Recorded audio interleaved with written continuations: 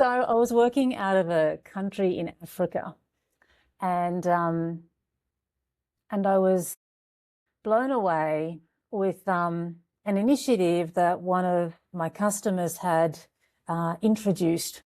And he was very proud of the initiative. And the initiative was as simple as working from heights. He had sent a bunch of people on a course to learn how to work from heights only the week prior. And I get to the operation and I'm working out of an office that was overlooking the area where trucks get loaded and unloaded. And as we were looking down, it was just in a break. We weren't observing their work per se. And all of a sudden he says, "Oh my gosh, Jenny, there are people here working at heights and they're not following process." Because what we had was a bunch of very proud workers with a glossy harness, a beautiful harness, brand new, shiny. It wasn't dirty yet, it wasn't tattered, but they weren't tethered to anything. And he said, "Oh, I need to go and tell them off." And I said, "Hang on, let's have another look." And then we saw another worker doing exactly the same thing, and then another worker doing exactly the same thing. And he looked at me and turned white.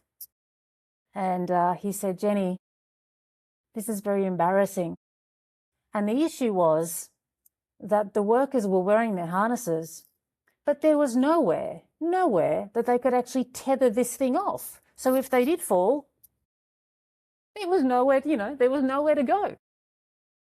And I remember retelling that story to my manager at the time, and he said, "See, this is good, Jenny. This is why they need you here. These people are taking risks where they really shouldn't be taking risks." And I remember saying to my manager, "Well, I'm not sure about that, because on the way to the facility, we passed by, I'll call it accommodation, that people were living in.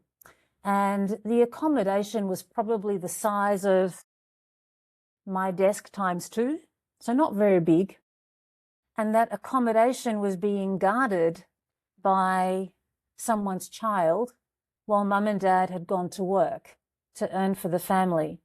And this child was guarding the accommodation either with a fairly large knife, a machete that was about as tall as them, or what was even more confronting for someone like me, a string of bullets hanging across their body and them holding a gun. And I said to my manager, the average age for someone, the average lifespan for someone in that particular country is 45, if they're lucky. So I said to my manager, who had just turned 45 at the time, and I said to him, "Do you think you would live your life differently knowing that this might be your last year of life compared to our environment where people might live to 85, 90 if they're blessed that way?" And he said, "Well, yes." And I said, "So would that change the way you see risk? Because right now, someone falling off the back of the truck that might only be 1.5 meters off the ground is not the worst case scenario for them at all. Not being able to feed their family and having to protect their family by using one of their youngest children. Yeah, life's a bit different. Risk awareness, risk tolerance, call it what you like, is different across the globe.